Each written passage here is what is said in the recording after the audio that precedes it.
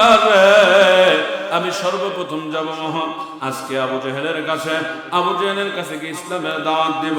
বললেন ঠিক আছে তুমি যাও, আবু জেহেলের কাছে গিয়ে তুমি ইসলামের দাওয়াত দিবা। কিন্তু স্বামী গো, বড় একটা কথা, আবু জেহেল তো তোমারে সহ্য করতে পারে না, আবু জেহেল তো তোমারে মারবে, আবু জেহেল তো তোমাকে দেখতে পারে না। আল্লাহর নবী চোখের পানি ছেড়ে দে বলে, ও খাদিজা রে, দুইটা কারণে আবু জেহেলের প্রতি আমার বড় মায়া লাগে। কয়টা কারণে? দুইটা কারণে। এইবার খাদিজা জিজ্ঞেস করলেন, নবী গো বলেন তো এই দুইটা কারণ কি একটু দয়া করে বলবেন। এই যুবক, একটু বামারির যুবকরা শোনো, দুইটা কারণ হলো, এক নাম্বার, আল্লাহর নবী ডাকতে বলতেছেন, খাদিজা রে, আমি বড় ইতিম ছিলাম, আমার মা নাই, আমার বাবা নাই, আমি চাচার ঘরে জন্ম। আমি একদিন মা মা বলতে বলতে, বাবা বাবা বলতে বলতে পাহাড়ের তল দিয়া দেশ দিয়া, পাহাড়ের কন্যার দিয়া ঘেঁচতে ঘেঁচতে হাঁটতে হাঁটতে বনের দিকে, মরুভূমির দিকে চলে যাচ্ছিলাম। হঠাৎ আবু জেহেল ওই রাস্তা নিয়ে আসছিল। ওই রাস্তাতে যাওয়ার সময় দেখতে পেল আবু জেহেল, আমি ওই দিক দিয়ে হাঁটতে হাঁটতে হাঁটতে হাঁটতে আসতেছি। আবু জেহেল ঘোড়াটা দাঁড়ায় আসি, দাঁড় করে আল্লাহর নবীকে বুকের মধ্যে জড়ায় বলে, রাহমাতাল লিল আলামিন, কই যাও রে মুহাম্মদ, কোথায় যাও? ওই দিকে যায় না বাবা, চলো তোমাকে নিয়ে বাড়ি যাব। বলে আমি আব্বুর কাছে যাব, আমি বাবার কাছে যাব। এখানে যারা ইতিম আছে তারা জানেন, বাবার মতো ধন পৃথিবীতে কিন্তু পাওয়া যাবে না। এই পৃথিবীতে যতই খোঁজেন, মার বাবার মতো কিন্তু শ্রেষ্ঠ ভালোবাসা কেউ দিবে না। সবাই স্বার্থের জন্য ভালোবাসে রে ভাই।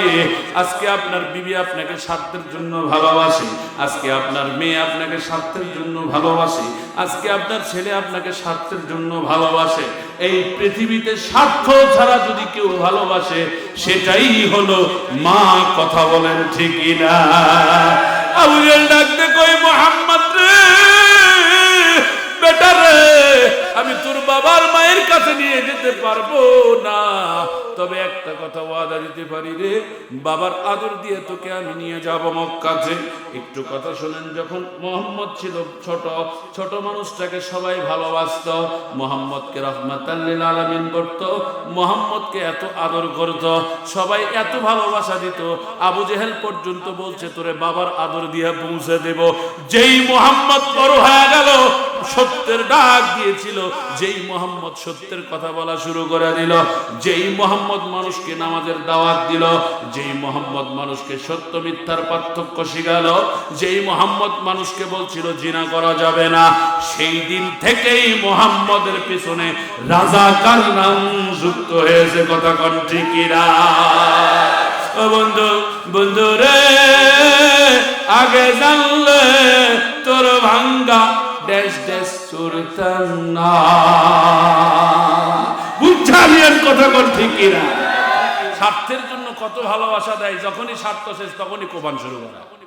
এটা তো কুত্তার আচরণ বারে। কথা কয় না কেন? স্বার্থ নাই, ভালোবাসা নাই, এটার নাম ভালোবাসা হলো? কথা কয় না কেন? ফেসবুকে দেখলাম এক মেয়ে 3 জনের ডেট দিছে। কয় জনা? 3 জনের ডেট দিছে। কোন ডেট? এই 14 ফেব্রুয়ারি ডেট। একজনাক কইছে তুমি 10টার দিকে বাইক নিয়ে এসে রংপুর মেডিকেল মোড় দাঁড়াবি, তোমাকে বগুড়া যাবো। আর একজনক কইছে গল্প গল্প, এখানকার নাম না, কিন্তু একটা প্র্যাকটিক্যাল কথা বলছি, ভালো করে বুঝো। এই যুবক তোমরা বুঝো, কাক ভালোবাসিস রে তুই? এই তোকে মেসেঞ্জারে থুয়ে যায় চ্যাটিং করে অন্য লোকের সাথে, তাকে ভালোবাসিস? ভালোবাসার মানুষ আছে রে? কথা কয় না, যুবকেরা কথা কয় না। ভালোবাসার মানুষ আছে? যে মেয়ে ফেসবুক চালায় সে কোনোদিন ভালো হতে পারে? আরে সর্বশেষ প্রজন্ম আমরা, যে আমার ঘরে মায়ের ফেসবুক অ্যাকাউন্ট নেই। কথা কয় না?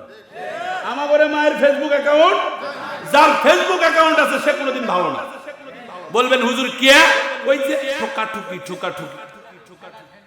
আল্লাহ দিয়েছে লোক, কি কারণে এটা বলবো, কিন্তু বাজান একটু ভালো করে কথাগুলো বোঝার চেষ্টা করবেন।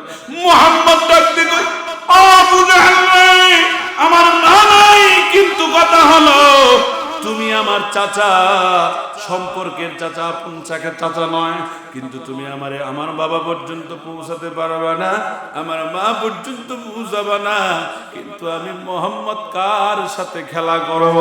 আবু জেহেল বলছিল, বেটা রে, আমি ঘোড়া হব, আমার পিঠে চড়, আমি তোরে নিয়া তোর আব্বা পর্যন্ত পৌঁছাতে না পারলেও দাদা পর্যন্ত পৌঁছায় দেব, চাচা পর্যন্ত পৌঁছায় দেব। ও খাদিজা, ওই দিনের কথা মনে হলে বড় আমার মায়া লেগে যায়। চিৎকার মেরে বলেন মারহাবা। এবার বন্ধুগণ, এইবার খাদিজাকে বলছে, খাদিজা রে, তুমি আর দেরি করাও না, আমি ইসলামের দাওয়াত দেওয়ার জন্য যাব। এইবার ইসলামের দাওয়াত দেওয়ার জন্য যেই মোহাম্মদ চলে গেছে, মোহাম্মদ যে দেখে রে বাবা ডায়াবেটিস ছিল হলো আবু জেহেলের। কার ছিল? সর্বপ্রথম এই ডায়াবেটিস রোগ আসছিল আবু জেহেলের। সে বলে কচ্ছি না, আপনারাও আবু জেহেল, যাদের হোসেন আবু জেহেল ডায়াবেটিসের রোগ। যাদের ডায়াবেটিস তারা আম্বুল খেতে ভালোবাসে, টক খেতে ভালোবাসে। কিতাবের মধ্যে এসছে আবু জেহেল সেই সময়টা বড়ই গাছের মধ্যে উঠছে, বড়ই গাছের মধ্যে উঠে বড়ই কাটতেছিলেন। আল্লাহর নবী রাস্তা দিয়ে যায় আর ডাক দেয়, চাচা গো, ও চাচা আবুল হাকাম, আপনি আছেন কোথায়? এইবার আবু জেহেল চিন্তা করলো, মোহাম্মদ কি জন্য আসলো? আমি তোরে ভালোবাসি না, যারে ভালো না কেউ বাসে তারে কেউ সহ্য করতে পারে না। যত ভালোবাসাই দাও, ভালোবাসা ভালোবাসা মনে হবে না যদি তোমার মনের থেকে কেউ সহ্য করতে না পারে। বন্ধুগণ, তোমাদেরকেও বলছি, যুবকরে, যে বেশি অজুহাত দেখাবে, যে যাবার চলে যাবে, যেতে দাও, কারণ সে কোনোদিন তোমার ছিল না। যে থাকার থেকে যাবে, যাওয়ার জন্য কোনো বাহানা খুঁজবে না। যে যাবে তে সে চলেই যাবে। খাঁচার পাখি ছেড়ে দাও, খাঁচার পাখি ছেড়ে দিলে যদি আবার ফিরে আসে, তাহলে মনে করতে হবে সে আবার আসছে, সে তোমার ছিল। আর যদি না আসে, মনে করা লাগবে সে কোনোদিন তোমার ছিল না। এই জন্য তাকে ধরে রাখা যাবে না। অনেক যুবক আছে মেয়েদের প্রেমে পড়ে ফেসকা খেয়ে গেছে, আছে না নাই? কেরে তুই নামাজ পড়িস না, প্রেম করিস কে? কথা কয় না কে? হাই হাই হাই হাই, যে ভালোবাসা তুমি মানুষকে বাসো, এই ভালোবাসা আল্লাহর সাথে শুরু করো, দেখো তোমার চরিত্র পরিবর্তন হয়ে যাবে। যুবক যুবক, আরে বিড়ি খেলে বলে টেনশন কমে। এক স্যাংরাকে আমি ধরে কাছে, কে রে ভাই তুই বিড়ি খাস কে? কত কথা বোঝা যায়, আঞ্চলিক ভাষায় কথা করছি, রাগ করতেছেন বাবা? তো করছে হুজুর এলে বুঝবেন না। কে কি হয়েছে? হুজুর বিড়ি খেলে আমার টেনশন কমে। হুজুর কেরে তোকে এত টেনশন দিল কে? হুজুর কয়েন না, অল্প বয়সে প্রেমে পড়ছিল হুজুর, আমাকে বিয়ে করবে কয়ে কত কে নিল, আমি কসমেটিক কিনে দিন হুজুর, সেই কসমেটিক দিয়ে আরেকজনের দিবি হলো। এমন তুই গলার দড়ি দিয়ে পারিস নি, কেরে তোকে ছেড়ে চলে গেল, তুই কি করিস? আরে সবচাইতে টেনশনে তো আমরা বেশি থাকি। বিড়ি খেলে যদি টেনশন কমে, তাহলে হুজুররা বেশি বিড়ি খাবে। কথা কয় না কেন? যদি বেশি হুজুররা টেনশনে কিভাবে থাকে শোনেন। একে তো মুয়াজ্জিম আযান দেওয়ার টেনশন, কথা কয় না কেন? আযান দেওয়ার জন্য ভালো করে মোতা পারে না পারে, কথা কয় না কেন? বাজারত গেলে মনে হয় বাপ রে বাপ, এখনই তো আযান দেওয়ার সময় হয়েছে। ইমামতি করলে বাপ রে বাপ, এখনই তো ইমামতি করার সময় হয়ে গেছে। আমার ভাইরা বিভিন্ন ভাবে হুজুররা টেনশনে থাকে, থাকে কিনা? এই যে আমি ওয়াজ করবে আছি, আজকে এখানে আসি, কালকে যে জায়গায় প্রোগ্রাম যাবো কখন, খালি আমার মনটা উঠে দৌড়ে। কথা কয় না কেন? তাহলে টেনশন যদি কমতো, হুজুররা বেশি বিড়ি খেত। বিড়ি খায় টেনশন কমে না। টেনশন কমার যদি যুবকরা তোমরা ঔষধ চাও, সাথে সাথে 2 রাকাত নফল নামাজ পড়বা। ভণ্ড বিভিন্ন শয়তানি কুচক্র, মেয়ে মানুষ হোক, ছেলে মানুষ হোক, জিন হোক, যে কোনো প্রকার শয়তানি মন থেকে দূর করে দিবে কে? সবাই বলেন, দূর করে দিবে কে? ওই আল্লাহ আছে না নাই? এই জন্য বলছিলাম, আল্লাহকে হাজির নাজির রেখে আমাদের নামাজ পড়তে হবে, ঠিক কিনা? যারা বলেন ঠিক কিনা? আবু জেহেল দেখতে কই, ও চাচা মুহাম্মদ তুই কেন আসছিস বল, কি জন্য আমার কাছে আসলে একটু বলবি না? বলে, চাচারা আমি এই কারণে আসলাম, আমি আল্লাহর কাছ থেকে একটা কিতাব পেয়েছি, একটা চিঠি পেয়েছি, যেই চিঠির নাম হলো আল কোরআন। জোরে জোরে বলা লাগবে সুবহানাল্লাহ। এই আল কোরআন পাওয়ার কারণে রে চাচা আমি এখানে আসছি রে চাচা। ও চাচা গো, দয়া করে আপনার কাছে একটা কথা বলতে আসছি, কিন্তু তার আগে বলতে চাই আপনি কোথায়, আপনাকে দেখতে পায় না। এইবার আবু জাহেল চিন্তা করলো, আমি যদি সত্য কথা বলি তাহলে তো আমার থেকে বড়ই যাবে, আমি তো তারে বড়ই দিব না। এমন লোক আছে বাবা রে, ধারে টাকা দেয় না, সুদ হলে ছাড়ে না, এরকম মুসলমান আছে না? টাকা ধার লিবা যাবেন কই নাই, ধার লিবা গেলে কি কয়, ওই লোককে যদি কই ভাই সুদ দিব 200 টাকা, কই ভাই রে মুই তো এলা কাম করো না, মোর কাছে টাকাও নাই, তুই আসলু যখন বস মুই তাহলে অমুকের কাছ থেকে এনে দেব। কথা কয় না কেন, কথা কন। ওই আবার সবচেয়ে বড় মাথার টুপিতে নামাজ পড়বে না, আছে না নাই? দাড়ির দেখবে লাল মিন্দি, হাই রে শয়তান, দেখে মনে হয় জিবরাইল নেমে আছে, কিন্তু সবচেয়ে বড় শয়তান আছে না নাই? কথা কয় না কেন? হাই হাই, পেট হচ্ছে আমার চেয়েও বড় বাবা। আমি কিন্তু সুদ খাই না ভাই, আমি বেশি খাই, পেট ভরে বেড়ে গেছিল। কিন্তু যারা সুদ খায়, আল্লাহ রাসূল বলেছে যারা হারাম খায়, হারাম খোরদের গোডাউন তখন নিয়ন্ত্রণে থাকে না, হারাম খোরদের গোডাউন নিয়ন্ত্রণে থাকে না। এই যে সুদের টাকা খায় কিন্তু ধালা ধার দিবে না, এই আবু জাহেল এখন চিন্তা করতেছে আমি যদি বলি আমি বাবা আমি অত কথা বুঝি না, কচ্ছে চাচা আপনার কাছে আমি কালেমার দাওয়াত নিয়ে এসেছি। জোরে গান সুবহান, এটা জোরে গান সুবহানাল্লাহ। কালেমার দাওয়াতের কথা শুনি এখন চিন্তা করলো এটা কি জিনিস, কালেমার দাওয়াত কি জিনিস? কচ্ছে চাচা এইটা হলো এমন একটা জিনিস, এক আল্লাহর ইবাদত করা লাগবে। সুবহানাল্লাহ। মুহাম্মদ তুমি এটা কি কও? ধর্ম যার যার উৎসব সবার, আমি পূজাও কর্ম, মন্দিরে তো যাবো, আল্লাহ কো ডাকবো, বিভিন্ন রশিদ যাবো, বিভিন্ন দরবারে যাবো, তুমি এলে কি কবে আছো? কথা কয় না কেন? এরকম কিছু আবু জাহেল আছে না নাই?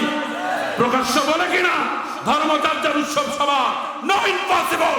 একমাত্র শান্তির ধর্ম, একমাত্র শান্তির ধর্ম ইসলাম। ইসলাম ব্যতীত কোনো শান্তির ধর্ম নাই। এটা যেই বলুক না কেন মানা যাবে না। এই কিছুক্ষণ আগে এখনই যদি আমি বলি ইসলাম ছাড়া অন্য ধর্মে শান্তি আছে, নাই নাই নাই নাই। যদি ইসলাম ছাড়া অন্য ধর্মে শান্তি থাকতো, আমি কোনো ধর্মকে ছোট করে কথা বলছি না, তাহলে কৃষ্ণ মামির সাথে প্রেম করতো। কথা কয় না করে? দুনিয়াত মা মানুষ পায়নি, মামির সাথে প্রেম করে। দেখেন তো মুসলমান ধর্মে একটা মুসলমান কোনদিন মামির সাথে অকাম করছে? ধর্মে কছি এমনি তো মুসলমান রূপ নিয়ে অনেকে অনেক কিছুই করতেছে, কিন্তু এটার কথা কইনি ধর্মে আছে, কিন্তু ওদের ধর্মে প্রকাশ্য লেখা আছে কৃষ্ণর প্রেমে মামি পাগল। কষ্ট হচ্ছে আপনাদের? খারাপ লাগতেছে? এরপরে মুহাম্মদ বলেন আমার ধর্ম হলো, সবাই বলেন লা ইলাহা ইল্লাল্লাহু মুহাম্মাদুর, হচ্ছে না বাবা? সবাই বলেন লা ইলাহা, পানি দিয়েছে, মুহাম্মাদুর রাসূলুল্লাহ সাল্লাল্লাহু আলাইহি সাল্লাম। বলে চাচা গো আপনি যদি ইসলাম গ্রহণ করে লাভ হবে। মুহাম্মদকে বললে বাবারে তুমি কালেমার দাওয়াত দিও না, আমি তোমার কি লাগবে আমাকে বলো, আমি সব ছাড়বো রে মুহাম্মদ, আমি সিয়ার ছাড়া পারবো না। এ জাতের মানুষ আমাদের দেশে আছে না? আরে কত টাকা লাগবে লেখ, কত লক্ষ টাকা দেওয়া লাগবে দিবে, কিন্তু সিয়ার ছাড়তে রাজি নাই। এইবার আবু জাহেল ডাকতে বলতেছে বাবা একটু মিলাই নিন, কারণ আমি সব কথা নাম ধরে বলতে পারবো না। ডাইরেক্ট কোরআন থেকে কথা বলতেছে, দলিল দিয়ে কথা বলতেছে, এমন কেউ নাই প্রমাণ করতে পারবে না দলিল থেকে কথা নয়।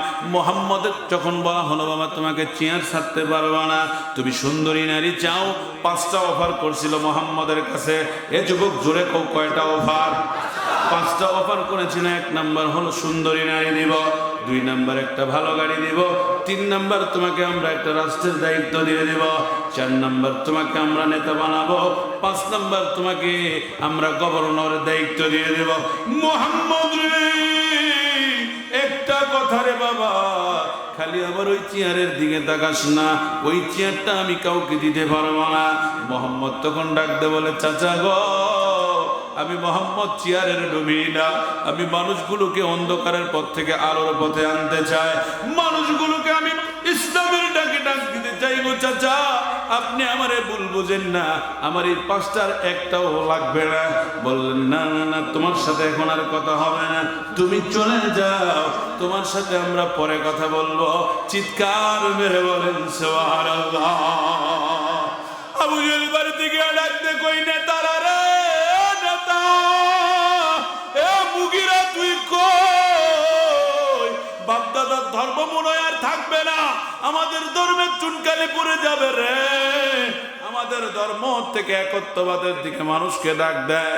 আমরা তো পূজা করি, আমরা মেলা করি, আমরা সুন্দরী নারীদেরকে নিয়ে বিভিন্ন ভাবে গান বাজনা করি, আমরা গান বাজনা করি, আমরা তাস খেলি, আমরা লুডো খেলি।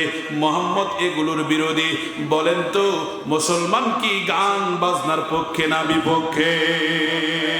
কিন্তু গান বাজনা এখন মুসলমানরাই বেশি করে, কনসার্ট মুসলমানরাই বেশি করে। মুসলমান এই জন্য আল্লাহ রসুল বললেন, যদি মানো তো মানার মতো মানো, আমাকে যদি মানবা পুরাপুরি মানো, না মানলে অর্ধেক মানা যাবে না, অর্ধেক যদি মানো তাইলে ক্ষতি হয়ে যাবে। কারণ গান মুসলমানের মূল মন্ত্র নয়, মুসলমান গানকে পছন্দ করে না, বাজনা পছন্দ করে না, জুয়া পছন্দ করে না, মেলা পছন্দ করে না। যারাই মেলার কুমটি হয় এরা মুসলমান থাকতে পারে, জোরে কোন পারে? এ বন্ধুগণ, এইবার মোহাম্মদ বলে, চাচা রে তোমরা পাঁচজন মিলে সদস্য গঠন করো। এখানে মুগিরাকে বলা হলো, মুগিরা রে তুমি একটু মোহাম্মদের সাথে বসো, আব্দুল্লাহর বেটার সাথে বসো। যদি ওই মেনে নেয়, ও যদি নির্বাচন না করে বসে যায়, তাহলে কি লাগবে আমরা দিয়ে দিব, ওরে ভোট করতে দিও না, ওদের আমাদের সাথে আসতে দিও না। যেই মোহাম্মদ বলেছিল ভোট করবই, ভোট করবই, মানুষকে দাওয়াত দিবই দিবই, সেই দিন থেকেই মোহাম্মদের নামে মামলা শুরু। মোহাম্মদের নামে যখন মামলা শুরু হয়ে গেল, মোহাম্মদ কি ভয়ে পালায় গেছে? কথা কয় না কে? মোহাম্মদের নামে যখন মামলা শুরু, মোহাম্মদ তখন ওই পাহাড়ের দেশে গিয়া, ওই পাহাড়ের কিনারে গিয়া হাত তুলে বলতেছে, মাওলা গো আমার দলটা বড় পতলা রে আল্লাহ, হ্যাঁ আল্লাহ তুমি যদি সঠিকভাবে ইসলামটা প্রচার করতে চাও, যুবকরা চোখের পানি ঝেড়ে দেবে, আজকের এক ফোঁটা চোখের পানি, এখন কিন্তু তাহাজ্জুদের অন্তম সময় চলে আসছে, মানুষ অনেকে ঘুমাচ্ছে, আপনি আমি বসে বসে কোরআন শুনতেছি, যুবকরা শুনে নে, আজকে এই মাহফিলটা আগামী দিনের জন্য আমাদের জান্নাতের জারিয়া হয়ে যেতে পারে। এমনও মানুষ আছে কালকে ফজরের নামাজের পর আর সে দুনিয়াতে চলতে পারবে না, জানাজার ডাক আসতে পারে। আমার আল্লাহ যেন এই মাহফিল থেকে আমাদেরকে কবুল করে নিয়া ওমরের খাতায় নামটা লিখা বাড়ি যাওয়ার তৌফিক দেয়। সবাই বলেন আমিন, আর একটু জোরে বলে না আমিন। আমার ভাইরা, এইবার মোহাম্মদ যখন হাতটা তুলেছে, তোলার পরে বলে আল্লাহ দুইটা ব্যক্তির নাম বলবো। এক নাম্বার যিনি, তিনি হলেন মোহাম্মদ, বলতেছে আল্লাহ এক নাম্বার ওমর ইবনুল খাত্তাব আর ওমর ইবনুল হিসাবে দুইটা ব্যক্তি, অর্থাৎ একটা হলো আবু জেহেল আর একটা আমাদের ওমর, এই দুইটা ব্যক্তির নাম বলবো আল্লাহ তুমি যারে পারো তারে আমাদের দলে দিয়ে দাও। আল্লাহ ডাক দিয়ে কই, ও মোহাম্মদ কান্দার দরকার নাই, আমি বন্ধুরে এই দুনিয়া আমি তৈরি করেছি, সৃষ্টি আমি করেছি, খারাপের দল ভারী হবে, ভয় নাই ভয় নাই, আমি তোমার দলে ওমরকে কবুল করে নিলাম। এইবার মুগিরা চিন্তা করলো, ওমর তো মুহাম্মদের দলে, কার দলে? মুহাম্মদ যেই দিক দিয়ে যায় 40 দিন ওই দিক দিয়ে শয়তান, কথা কয় না। এমন মুহাম্মদ আছে না নাই? এমন ওমর আছে না নাই? কথা কয় না কেন? আছে না? কয় কাকো ধরা লাগবে না, ওই পাড়ার থেকে খালি ওকে তুলে নিয়ে এটাও ক্রিকেটিং হবে না। কথা কয় না কেন? কাকো ধরা লাগবে না রে, খালি ওকে ঠান্ডা কর, গোটা দুনিয়া ঠান্ডা হয়ে যাবে। আছে না নাই? হইছে হইছে হইছে, ঠান্ডা হইছে, আরো আগুন জ্বলছে, আজারি নাই, আজারি নাই, লক্ষ আজারি তৈরি হয়ে গেছে। কথা কয় না কেন? ওই আমির হামদার মাহফিলে লোক হতো 10,000, ছাড়িয়ে দিয়ে বেচারার মাহফিলে এখন 3 লাখ 2 লাখ মানুষ হয়। ইজ্জতের মালিক কে? কথা বলেন, ইজ্জতের মালিক কে? আজকে ইমরানকে গ্রেফতার করা হবে। ইমরান যেদিন বের হবে ওই দিন সিংহ হয়ে বের হবে। কথা বলেন ঠিক কিনা?